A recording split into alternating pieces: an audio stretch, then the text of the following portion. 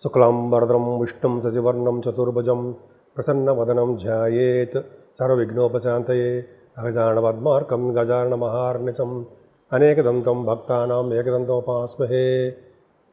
ఓం గం గణపతే నమః. ఓం శ్రీమాత్రే నమః. ఓం శ్రీ గురుభ్యో నమః. మా ఆది ఆస్ట్రాలజీని చూస్తున్నటువంటి మీ అందరికీ పేరు పేరున నా హృదయపూర్వక నమస్కారాలు. అంతేకాదండి, విదేశాల్లో కూడా ఉంటూ నా వీడియోస్ని చూస్తూ నాకు ఫోన్ చేస్తున్నటువంటి శ్రేయోభిలాషులందరికీ శ్రేయోభిలాష అంటారు సరా, అంటే నన్నంటే ఇష్టపడే వాళ్ళందరికీ కూడా నా హృదయపూర్వక నమస్కారాలండి. అంటే చాలామంది మీకు ఫోన్ చేస్తుంటారు, నా శ్రేయస్సు కోరి మీరు చేస్తున్నారు. చాలా థ్యాంక్స్ అండి. అందరికీ నా హృదయపూర్వక నమస్కారాలు. అంతేకాకుండా మనం ఆది ఆస్ట్రాలజీ తరపున శుభముహూర్తాలు, ఆస్ట్రాలజీ తరపున జాతకాలు చెప్పడం, అంటే date of birth, time of birth, place of birth ఇవన్నీ ఉండాలండి. జాతకాలు చెప్తుంటాను, ముఖ్యంగా ఫారినర్స్ ఎక్కువ చెప్తూ ఉంటాం మనం. సరే, అది పక్కన పెడదాం. ఏదేమైనా నా పేరు వాడరేవు ఆదినారాయణరావు శర్మ, సిఎంఏ అండి. సిఏ అలాగా సిఎంఏ కూడా అంతే, ఐసీడబ్ల్యూ అనే వారి దొరకు. అంతేకాకుండా ఎంఏ ఆస్ట్రాలజీ, అది 2000 ఇయర్లో స్టార్టింగ్లో చేశాను అనుకోండి. ఆల్మోస్ట్ 35 years ఎక్స్పీరియన్స్ ఉంది నాకు. ప్రొఫెషనల్గానే కాస్ట్ అకౌంటెంట్ కాబట్టి సింగరేణి కాలేజ్లో ఆ కాలరీస్లోనే సీనియర్ అకౌంట్స్ ఆఫీసర్గా నేను రిటైర్ అయ్యాను. అది పక్కన పెడితే మీరు నాకు ఫోన్ చేయాలనుకుంటే 7075389589 7075389589. అంతే కదండి. ఇప్పుడు మనం జూలై నెలలో 1వ తారీఖు నుంచి 15th వరకు 15 రోజుల పాటు గ్రహాలు ఇచ్చే ప్రభావము ఎలా ఉంటుందో ఇప్పుడు మనం తెలుసుకుందామండి. ధనుర్రాశి వారికి ఈ వారం మొత్తం కూడా, ఆయన 15 రోజులు కూడా చాలా బాగుందండి.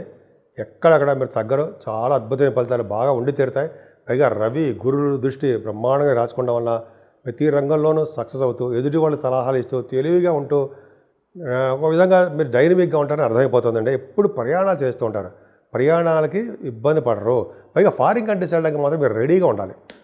ఫారిన్ కంట్రీస్కి వెళ్ళాలా, ఎవరు తీసుకెళ్తారు, మనం ఏ గ్రహం తీసుకెళ్తున్నాయా అని అడిగారు అనుకోండి, శనీశ్వరుడు తీసుకెళ్తాడు. ఏంటి శనీశ్వరుడు తీసుకెళ్తాడా? ఆయన మహాపాపి కదండి ధనుర్లగ్నానికి. అవును, కరెక్ట్, నిజంగా పాపే. 2nd house lord, 3rd house lord వచ్చాడు, ఖచ్చితంగా పాపే. మరి ఆయన తీసుకెళ్ళకూడదు ఏంటి? పాపులు తీసుకెళ్ళరా? మరి రాహు పాపే కదా, ఆయన తీసుకెళ్తాడు. అంటే ఎందుకంటే నేను ఎందుకు చెప్తాను సరదాగా, శనీశ్వరుడు నిజంగా పాపత్వం ఉన్నప్పటికీ ఆయన కొన్ని లెక్కలు ఉన్నాయి. ఏంటి? 2nd house లార్డ్ 4th భావంలో ఉంటే వాళ్ళకి ఫారిన్ యోగం ఉంటుంది అని చెప్తాం. పైగా 13వ తారీఖు నుంచి వక్రగతిలో ఉన్నాడు కాబట్టి మరింత బలమైన అంటే కారణం వలన మీరు ఏదో విధంగా ఫారిన్ కంట్రీస్ వెళ్ళి తీరతారు మహానుభావా అని చెప్తున్న కారణం అదే, బతుకుంటుంది కారణం. అంటే జూలై నుంచి నవంబర్ లోపల మీరు విదేశాలకి అడుగు పెట్టి తీరతారు.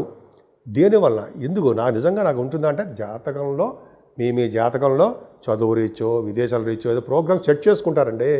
ఆ శనీశ్వరుడు ఆలస్యం చేయకుండా 2 నైనా తీసుకెళ్ళిపోతాడు. చక్కగా వెళ్ళి అక్కడ బ్రహ్మాండ సక్సెస్ అయి తీరుతారు. నేను చెప్పాను అంటే దాంట్లో నిజం కూడా చాలా ఎక్కువ ఉంటుంది అర్థం, ఖచ్చితంగా డౌటే లేదండి. సార్ ఏదో రీజన్స్ లేకుండా చెప్పండి. మీరు రీజన్స్ ఎందుకో కూడా చెప్తున్నాగా, మీకు గాలిగా ఏదో వచ్చేసి చెప్తున్నట్టు కాదుగా. తాడో గురుడు రాహు చూడండి, చక్కగా ప్రయాణాలు చేయించడము, షార్ట్ జర్నీస్ ఎక్కివ్వడము, అలాగే అనేక రకాలుగా మీకు ఇబ్బంది లేకుండా సక్సెస్ చేయడము, భూములు, వాహనాలు, గృహాలు, సౌకర్యాలతో కలిగినటువంటి అదృష్టాన్ని కలిగించడము, అలాగే కార్యోత్సాహము, కార్యసిద్ధి అంటాం కదా, అవన్నీ చేస్తాడండి. ఎక్కువగా గురుదృష్టి ఉంది కాబట్టి ఆభరణాలు యోగం కొంతమంది కొనుక్కుంటారు. బంగారు ఆభరణాలు, ఏదో వస్తువులు, బాగా అవకాశాలు ఎక్కువ ఉన్నాయండి. అంతేకాకుండా మీ చెల్లులని తమ్ముళ్ళని కలుస్తారు, ప్రయాణాలు చేస్తారు, అద్భుతంగా ఉంటుంది. ఏదైనా ఇంత శనీశ్వరుడే ఫారిన్ కంట్రీస్ వెళ్తాడు అన్నాం, మంచి చేసాడు కూడా పాపి. ఇప్పుడు పాపత్వంలో ఉండే శనీశ్వరుడు 4th భావంలో మరింత పాపత్వం చేయట్లే. మీకు ఎంత మంచి ఫలితాలు ఇచ్చాడు, అంతకంటే చెడు ఫలితాలు ఇప్పుడు ఇవ్వట్లా, ఇస్తున్నాడు. 4th భావంలో శనీశ్వరుడు 13వ తారీఖు నుంచి వక్రగతిలో ఉండడం వల్ల మిమ్మల్ని పరీక్షలకి గురి చేయబోతున్నాడు.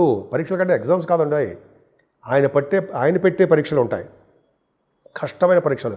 అంటే 4th భావం కాబట్టి తల్లి గారికి ఆరోగ్య పరిస్థితిలో కొద్దిగా మెడిసిన్స్ వాడాలి, డాక్టర్స్ చూపించాలి, హాస్పిటల్ తీసుకెళ్ళాలి. ఆ బాధ్యత, ఆ బరువు బాధ్యతలు మీదే, ఖచ్చితంగా మీరు చేయాల్సిందే. 4th భావం అమ్మగారిని జాగ్రత్త చూడాల్సిందే మనం. సరే, ఆ పక్క పెడదాం. మరి చదువు కూడా ఆటంకాలు కలుగుతాయండి. చదువులో కూడా రైజింగ్ స్టార్ ఎవరు, మీరు చాలా కష్టపడితే తప్ప మీరు విజయం సాధించలేరు అని టెస్టులు పెడుతున్నాడు. అవన్నీ కూడా భయపెడుతున్నట్లా టెస్టులు పెడుతున్నాడు ఆయన, అంతే. వాహన యోగము ఉండదు. సంగీత కళాకారులక వాళ్ళకి అంతంత మాత్రంగానే అవకాశాలు ఉండవు, ఏమీ ప్రయోజనం లేకుండా ఆగి ప్రశాంతంగా ఉంటారు. మరి రైతులు కూడా అంతే, ధన ప్రాప్తి కలగదు, ఇబ్బంది పెడతాడు వాళ్ళని కూడా. ఏదో విధంగా వర్షాలు కురుస్తుంటాయి, వర్షాలు కురవడం వల్ల కూడా మీకు ఇబ్బందికరమైన వాతావరణం ఉంటుంది. సరే, మరి ఏం చేయాలి? మరి దానికి రెమెడీ ఏంటయ్యా? ఏమీ లేదండి. శనీశ్వరుని తైలాభిషేకం చేయించుకోండి. వీలుంటే తిరునల్లారు నుంచి కొంతమంది వెళ్తుంటారు, వెళ్ళండి సరదాగా. లేకపోతే ఇంకా అవకాశం ఉంటారండి, మీకు 2 సంవత్సరాల పాటు ఆయన ఉంటాడు కాబట్టి శనీశ్వరుడు చతుర్థ భావంలో దోషాలు లేకుండా ఉండాలంటే మందపల్లిలో వెళ్ళి శనీశ్వరుడు పూజ చేయించుకోవడము. లేదా మనం అంత దూరం నేనైతే వెళ్ళాను అని అనుకున్న వాళ్ళైతే, నేను మందపల్లి ఎందుకు చెప్తానంటానండి, అక్కడ శనీశ్వరుడు శివుడు ఉంటాడనమాట. శివుడికే తైలాభిషేకం చేస్తాం మనం, అది పవరు. అంతేకాదండి, ఆ శనీశ్వరుడు వెళ్ళడం వల్ల, అక్కడ మందపల్లి వెళ్ళడం వల్ల కొంతమందికి జపము, తర్పణాలు, దానం, హోమం కూడా చేస్తారు. వారం రోజులు చేస్తారు వాళ్ళు. అంటే మనం అక్కడికి వెళ్తే వారం రోజులు, ఒకరోజు అయిపోతుంది. ఆన్లైన్లో చేసుకోండి, చాలామంది చేయిస్తుంటారు అనుకోండి, ఎందుకు చెప్తున్నాను. మీరు ఆన్లైన్లో కొట్టినా మందపల్లి కొట్టినా వచ్చేస్తుంది శనీశ్వర దేవాలయం అని. అదే వాళ్ళ కోసం నేను ప్రత్యేకంగా అడ్వర్టైజ్మెంట్ చేయడం కాదండి, నాకు మనస్ఫూర్తిగా ఉంది కాబట్టి ఆ ప్రభావం తగ్గుతుంది కాబట్టి చెప్తున్నాను తప్ప వేరే వాళ్ళ గురించి ఏం కాదు. సరే, అది పక్కకు పెడతానండి.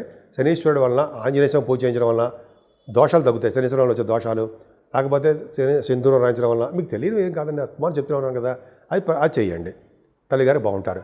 ఏదేమైనా మీకు 6వ భావంలో శుక్రుడు అంత ఫలితాలు ఏం ఇవ్వడం, మంచి ఫలితాలు 6వ భావంలో శుక్రుడు ఎప్పటికీ ఇవ్వడం. కానీ 6వ భావాధిపతిగా మీకు ఫలితాలు ఇస్తాడు కూడా. ఎప్పుడైనా సరే 6వ భావాధిపతి 6వ భావంలో ఉంటే హర్షయోగము అనే యోగాన్ని ఇస్తాడు. హర్షయోగం అంటే ఏంటి సార్ అంటే, ఏం లేదండి. హర్షయోగం అంటే సంపూర్ణమైన ఆరోగ్యవంతులుగా ఉండేది చేయడము. అంతేకాకుండా న్యాయపరమైన ఏమైనా చికాకులు, గొడవ, ఇబ్బందికరమైన ఉంటే వాటి నుంచి కొద్దిగా ఉపశమనం కలిగించడము, శత్రువుల వలన బాధలు చేయకుండా ఉండడము, సంపూర్ణ ఆరోగ్యవంతులుగాను, అదృష్టవంతులుగాను, సేవకాజనం కలిగేవారుగాను ఉంటారు. ఇక్కడ వచ్చిన ఇబ్బంది, బ్యూటిఫుల్ పాయింట్ చెప్పాలంటే, సప్తమంలో రవి ఉంటే మంచి చేస్తాడా? చేయడు, నిజం కదా. కానీ మంచి చేస్తాడు ఇప్పుడు. ఎందుకంటే గురుడు కూడా పక్కన ఉన్నాడు. సరే, గురులు ఉండడం వల్ల రవి వలన వచ్చే దోషాలు పరిహారం చాలా మటుకు అవుతాయండి, పరిహారం అయిపోతాయి గురుడు ఉండడం వల్ల. సో గురుడు సప్తమస్థానం ఉండడం వల్ల వివాహ వేడుకలు చేస్తూ ఉంటాయి. యాక్చువల్గా సరే, సప్తమంలో రవి ఉండడంటే స్త్రీ ద్వేషాన్ని, అంత త్వరగా వివాహాలు కావని అనుకుంటాం. ఇక్కడ వివాహాలు అవ్వడానికి కారణం గురుడే. అంతేకాదండి, రవి ప్రభావం వలన ఉన్న ఊరు నుంచి దూర ప్రాంతాల్లో, విదేశాల్లో ఉండడానికి మీరు ఎక్కువ అవకాశాలు బాగా ఉన్నాయండి. ఆడవాళ్ళ మాట వింటారు, విదేశాల్లో వేరే వాళ్ళ ఇళ్లలో ఉండి భోజనం చేయడానికి అవకాశం ఉంది. ఏదైనా అష్టమ స్థానంలో బుధుడు చాలా తప్పు, అష్టమంలో ఉండిపోయాడు అంటే ఏమీ కాదండి. అష్టమ స్థానంలో బుధుడు చక్కగా యోగిస్తాడు. పైగా విదేశాలు తీసుకెళ్ళి విదేశీ కరెన్సీ ఇచ్చి తీరుతాడు. లేదా మీకు ఇక్కడ గవర్నమెంట్ ద్వారా ఆదాయ వనరులు ఉంటుంది, గవర్నమెంట్ ప్రొఫెషన్లో, గవర్నమెంట్ సంబంధించిన వ్యవహారాల్లో అంటే వ్యాపారంలో కానీ మీకు ధనప్రాప్తి కలుగుతుంది. సంపూర్ణమైన ఆయుష్వంతుడిగా, అదృష్టవంతుడిగా, ఎక్కువ కాలం జీవించేవారుగా మీరు ఉండి తీరుతారు. విష్ణువు సంబంధించినటువంటి ప్రభావం మీకు ఉంటుంది కదండి. నేను ఒక చోట చదివానండి, నేను చాలా బుక్స్లో, ఎప్పుడో చాలా పాత బుక్స్లో చదివాను. ఏంటంటే ధనుర్రాశి వాళ్ళకి అష్టమ స్థానంలో బుధుడు ఉంటే వాళ్ళు విష్ణు లోకాలకు వెళ్తారని చెప్పి ఎక్కడో చదివారండి. మన నిజమా కాదు తెలియదు, కానీ అదొకటి ఉందండి. అంటే ఏంటి, వాళ్ళు బతుకున్నంత కాలము కూడా చాలా చక్కటి మంచి మంచి పనులు చేస్తారని, విష్ణువుకి ఏంటంటే తిరుపతి వెంకటేశ్వర స్వామి వారికి ఎక్కువగా వాళ్ళు ఆరాధన చేస్తారని అనుకుంటున్నాను నేనైతే. దానివల్లే కదా విష్ణు ప్రాప్తి కలుగుతుంది, విష్ణులోకం. అది నిజమో కాదు తెలియదు, కానీ కర్కాటక రాశి వారికి ప్రభావం ఉంది. అది నిజంగా ఎంతవరకు తెలియదు నాకు. సరే, ఏదేమైనా భాగ్యస్థానంలో కుజుడు మాత్రం బాగా ప్రొఫెషనల్గా కాకపోయినా వ్యాపారపరంగా ధనప్రాప్తి కలిగిస్తాడండి. రియల్ ఎస్టేట్ రంగంలో బాగా డబ్బు సంపాదించుకుంటారు, అది కరెక్ట్. అంతేకాకుండా మీరు చేస్తున్న ఉద్యోగాల భద్రత తక్కువ అండి, చాలా జాగ్రత్తగా ఉండాలి. గవర్నమెంట్ ప్రొఫెషన్ ఉన్న వాళ్ళకి, సాఫ్ట్వేర్ రంగ ఉద్యోగస్తులకి, ప్రైవేట్ రంగ సంస్థల్లో కూడా వీళ్ళు ఎక్కడున్నా సరే, ఏ ఉద్యోగం చేస్తున్నా సరే కష్టపడందే మీకు లాభం లేదు. పైగా శనీశ్వరుడు మరింత బలంగా మీకు దశమస్థానం చూస్తాడంటే మాటల అమ్మో కొద్దిగా కష్టంగా ఉంటుంది. భయపడ్డం కాదు, కష్టపడాల్సిందే. కష్టాన్ని నమ్ముకోండి, బ్రహ్మాండంగా సక్సెస్ అవుతారు. ఏదైనా లాభస్థానం కూడా మంచి ఫలితాలు ఉన్నాయండి. డబ్బు మాత్రం, ధనానికి ఇబ్బంది పడడం, ఫైనాన్షియల్ స్టేటస్ పెరుగుతుంది. కానీ మీకు ముఖ్యంగా కాలసర్ప దోషంలో పేరెంట్స్ ఉండిపోయి కాబట్టి కష్టపడండి, అమ్మవారి పూజలు చేయించుకోండి. సంతోషి అమ్మవారి పూజ చేయించుకుంటే మరింత ఫలితాలు వస్తాయని నాకు బాగా నమ్మకం అండి. ఎందుకంటే నాకు బాగా ఇష్టం కూడా. కష్టాల్లో ఉన్న, ఎటువంటి ప్రాబ్లమ్స్లో ఉన్నా కూడా ఆ నెమ్మదిగా ఆ కష్టాల నుంచి బయటపెట్టేస్తారు ఉంటాయి. సంతోషంగా మన కుటుంబంలో మన కుటుంబంలో ఉన్నవారికి మనకి సంతోషమైన వార్తలు వినడం, సంతోషంగా ఉండేట్టుగా చేసే బాధ్యత ఆవిడ తీసుకుంటారు. గ్రేట్. సో ఈ విధంగా మీరు ధనురాశి వాళ్ళకి పూజలు చేసుకోండి, శనీశ్వరుడు మర్చిపోకండి, శుభ ఫలితాలు పొందండి. 12 రాసుల వారికి చెప్పదగ్గ సూచన అయితే రెమెడీసు అనుకుంటాం కదండి. మన రెమెడీస్ ఎలా ఉంటాయి, ఏం చేస్తే మంచి ఫలితాలు వస్తాయని అనుకుంటాం కదా. అవి ఏంటి, ఏం చేస్తే బాగుంటుంది అని మనం తెలుసుకుందామండి. ముఖ్యంగా మీనరాశి నుంచి మేషరాశి వారి వరకు కూడా వారందరూ కూడా ఈ వారం మొత్తం కూడా రాహుకేతుల మధ్యలో ప్లానెట్స్ ఉండిపోవడం ఒకటి, శనీశ్వరుడు విపరీతమైన బలవంతుడైపోవడం వలన చెడు ఫలితాలు ఎక్కువ కలగడం, ఈ రెండు కూడా 12 రాసుల వాళ్ళకి ఎక్కువ ఉన్నాయండి. అందుకనే మీ రాశివారు 6వ తారీఖుని తొలి ఏకాదశి వస్తుంది. తొలి ఏకాదశి రోజు అంటే విష్ణుమూర్తికి బాగా ఇష్టమైన రోజు అనమాట అండి. ఆ రోజు శయన ఏకాదశి అది అంటాం అనుకుంటా, కరెక్ట్గా గుర్తులేదు. బట్ ఏంటంటే ఆ రోజు మాత్రం బాగా చేస్తే శనీశ్వరుడు విష్ణుమూర్తికి ఉపవాసం ఉంటూ ఆ రోజు సాయంత్రం భోజనం చేయకపోయినా లేకపోతే ఉప్పిడి పిండి తిన్నా పర్లేదండి, తప్పేం లేదు, తప్పు లేదని చెప్పి అంటారు. అదొకటి ఉంది.